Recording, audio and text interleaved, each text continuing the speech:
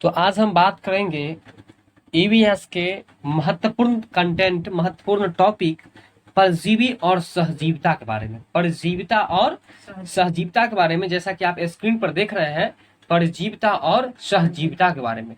पहले मैं आपको कॉन्सेप्ट देता हूं कि परजीविता क्या होता है और सहजीविता क्या होता है। देखिए, परजीविता का मतलब होता है, पर मतलब होता है दूसरों पर मतलब दूसरों पर, आजीविता मतलब जीवन चलाने की प्रक्रिया। मतलब ऐसा जीव जो अपना जीवन दूसरों पर आधारित होकर के या दूसरों पर आश्रित होकर के अपना जीवन चलाता है, दूसरों पर आधारित होकर के अपना भोजन करता है, तो उसे हम लोग परजीविता कहते हैं। और सहजीविता का मतलब होता है कि जब दो जीवों के बीच में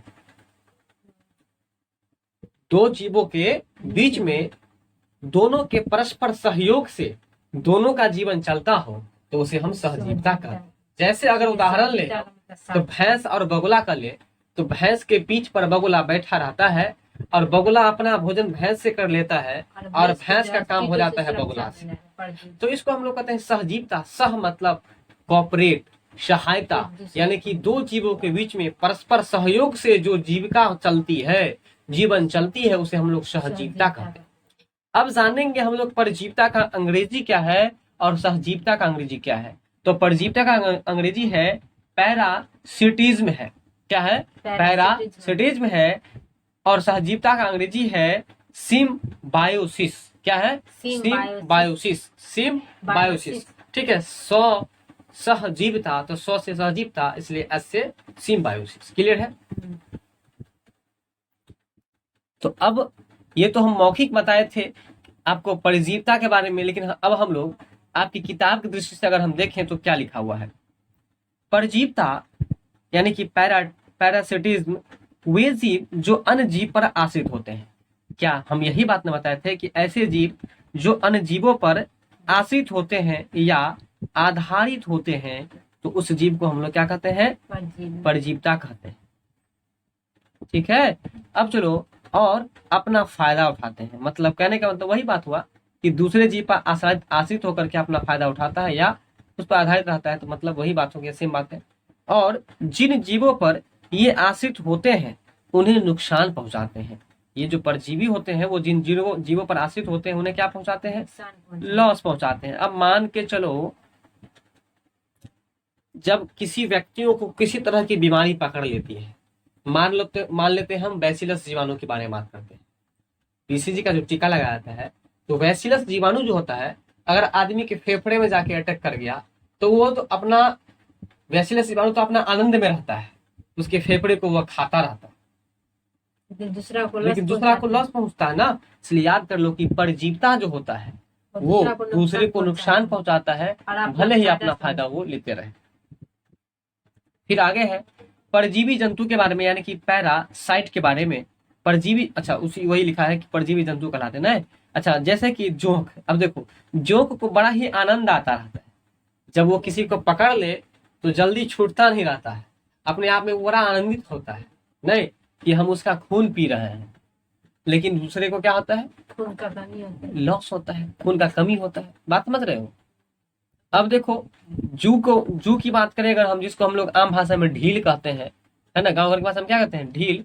जो माथा में जो होता है, सर में जो हो जाता है, बाल में, उसको हम लोग जू कहते हैं। अब जू की बात करें तो जू भी क्या है कि बड़ा आनंदित होकर के वो भी जोक के जैसे ही अपना खून पीता रहता है, लेकिन दूसरे को क्या होता है? लॉस पहुंचता है। वहीं अगर बात करें हम अमरबेल की, तो ये भी बेचारा कहीं जू और जोक से कम नहीं है। अमरबेल जो है वो भी एक परजीवी है, परजीविता है ये भी, ठीक है ना। फिर वही बात करें अगर हम एंट अमीबा की, तो ये भी एक परजीविता है। फीता कृमि की, तो ये भी एक परजीविता है। अब समझ लो तुम सबसे पहले फीता कृमि के बारे में। पीछे क्लास में हम लोग पढ़े थे अर्थ और, क्या पढ़े थे? अर्थ और पढ़े थे ना। तो अर्थ और का मतलब क्या पढ़े थे? केचुआ। केचुआ क्या पढ़े थे? केचुआ। तो वो था मिट्टी का जो था चाली, उसको हम लोग अर्थ और कहते हैं। अगर पेट का चाली होगा तो उसको हम लोग क्या कहेंगे? फीता कृमि कहेंगे। क्योंकि यह फीता के तरह से ना, जब देखो किसी को पेट में कीड़ा हो जाता है तो पैखाना के साथ साथ फीता के जैसे लपेटा हुआ रहता है पैखाना में, नहीं रहता है? रहता है, नहीं रहता है? इसलिए याद कर लो कि फीता का जैसे रहता है, मतलब फीता कृमि उसको हम लोग कहते हैं। तो ये भी दूसरों के पेट में तो बड़ा आनंदित होकर के रहता है, नहीं, लेकिन इससे दूसरे को क्या होता है, नुकसान पहुंचाता है। तो याद कर लो, ये कॉन्सेप्ट ले लो कि परजीवी जो होता है ना, वो दूसरे जीवों पर, जिन जीवों पर आश्रित रहता है, वो उन जीवों को क्या पहुंचाता है, लॉस पहुंचाता है, नुकसान पहुंचाता है। ये कॉन्सेप्ट क्लियर हो गया होगा। तो अब हम समझेंगे एक बार फिर से कि परजीवी के अंतर्गत क्या सब आता है। तो पहले जो तुम्हें अब पता चल चुका है, जो आम भाषा में जानकारी है, पहले उसके बारे में बताओ, फिर आगे चलेंगे। जोक है, जू है, बाकी कुछ भी नहीं पता होगा, फीताक्री नहीं पता होगा। ये तो 3 पता ही होगा तुमको, कभी भूलोगे नहीं। अब 2 चीज ही तुमको याद करना है। तो देखो, एक है अमरबेल और दूसरा है एंट अमीबा। पहला क्या है, अमरबेल है, और दूसरा क्या है, एंट अमीबा है। ठीक है, तो देखो, अमर नाम का व्यक्ति है, ठीक है, ये हम ट्रिक बता रहे हैं। अमरबेल जो है वो एक परजीवी है, दूसरा जंतु होता है, ये मनुष्य नहीं है, ट्रिक बता रहे हैं। अमर नाम का व्यक्ति है और वह किस पर आधारित है, बेल पर। तो मान लो अमर नाम का व्यक्ति हमेशा बेल को तोड़ेगा, तब बेल को लॉस पहुंचेगा ना। चलिए याद करो कि अमर बेल भी एक परजीविता है। अच्छा, एंट अमीबा जो है, एंटी से हमेशा दूसरे को नुकसान पहुंचाता है। जो एंटी पार्टी रहता है वो दूसरे को नुकसान पहुंचाता है ना, इसलिए एंट अमीबा जो है वो भी एक परजीवी है। तो एक बार फिर से बता दो कि परजीविता के अंदर क्या सब आता है, फटाफट। जो जूई, अमरबेल, जूई क्यों बोलते हो, जू बोलो ना, जू, एंट अमीबा, अमरबेल और फीताक्रीमी। तो बहुत अच्छा, ये आपको याद हो गया होगा। अब हम लोग फिर अगला लाइन क्या होता है उसको भी हम लोग देख लेंगे। तो जब एक जीव को फायदा होता है तो दूसरे अन्य जीव को नुकसान होता है। सही बात है, एक जीव को क्या होता है, फायदा होता है, वही दूसरे जीव को नुकसान होता है। जी, दूसरे जीव को नुकसान होता है। तो ऐसे संबंधों को हम लोग परजीविता कहते हैं। ऐसे संबंधों को क्या कहते हैं, परजीविता कहते हैं। ये बात शायद समझ में आ गया होगा, ठीक है। फिर अब आगे हम बात करते हैं सहजीविता के बारे में। और सहजीविता का कॉन्सेप्ट भी आपको हम पहले ही दे चुके हैं कि सहजीविता में क्या होता है, सह का मतलब साथ, और जीविता मतलब जो जीवन चलती है उसको हम लोग सहजीविता कहते हैं। अर्थात जब 2 जीवों के बीच दोनों के परस्पर सहयोग से दोनों का जिंदगी चले तो उसे हम क्या कहते हैं, सहजीविता। मतलब हम साधारण भाषा में कहते हैं कि सहजीविता में दोनों जीव एक दूसरे पर आधारित होते हैं, वो उस पर और वो इस पर। अब इसके परिभाषा को भी हम लोग जानेंगे, सिम्बायोसिस।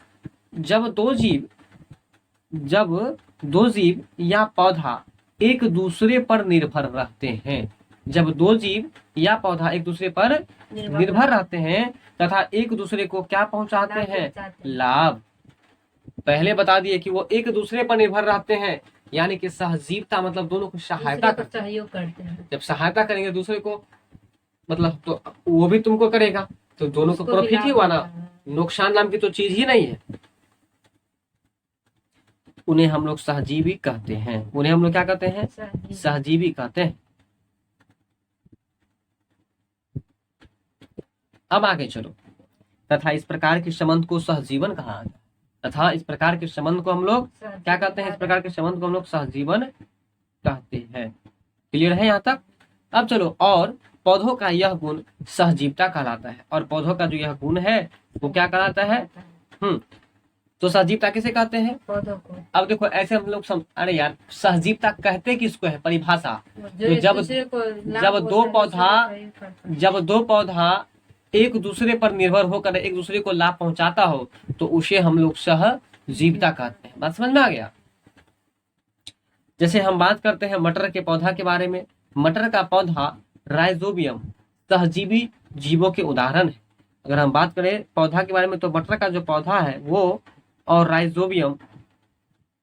राइजोबियम ये जीवों का, मटर का पौधा और राइजोबियम जो है ना, सहजीवी जीवों के उदाहरण है। अब समझ लो यह किस तरह से है। देखो, राइजोबियम एक प्रकार का जीवाणु होता है जो पौधों में नाइट्रोजनीकरण करता है। नाइट्रोजनीकरण करने का मतलब होता है कि पौधों को नाइट्रोजन की जरूरत होती है और वह पौधों मिट्टी से, राइजोबियम जीवाणु मिट्टी से नाइट्रोजन को उत्पादन करके नाइट्रीकरण में बदल करके, नाइट्रीकरण करके पौधों को देता है, जिससे पौधों को प्रॉफिट होता है। और वो पौधा किसको देता है, राइजोबियम को देता है। यानी कि दोनों में सहजीविता का गुण देखने को मिलता है। तो याद रखना, मटर का पौधा और राइजोबियम सहजीवी जीवों का उदाहरण है। क्लियर है ना। मटर क्या है, मटर क्या दाल है? या सब्जी। मटर तो तुमको दाल है। हम इसे बोले थे ये सब्जी के अंदर लोग रख सकता है, लेकिन ये दाल है। ठीक है, तो मटर किसके अंतर्गत आता है? दाल के अंतर्गत।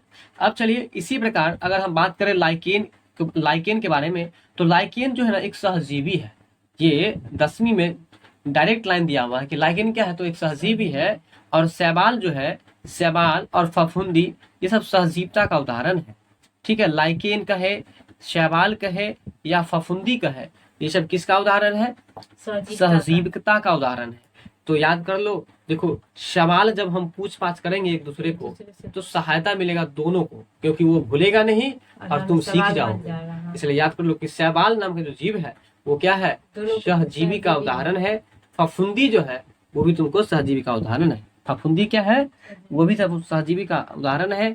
लाइकेन जो है वो भी एक सहजीविता का उदाहरण करेगा आदमी जब एक दूसरे को सहयोग। हाँ, लाइक करेगा कब आदमी? जब एक दूसरे को सहयोग करेगा। इसलिए याद करो लाइकेन एक जीव है जो सहजीवता के अंतर्गत आता है। शैवाल भी सहजीवता के अंतर्गत आता है और फफूंदी भी सहजीवता के अंतर्गत आता है। तो आपको लाइकेन याद रह जाएगा, शैवाल भी याद रह जाएगा, थोड़ा सा फफूंदी पर हमको नजर डालना होगा। तो चलेंगे फिर अब हम लोग अगले टॉपिक पर।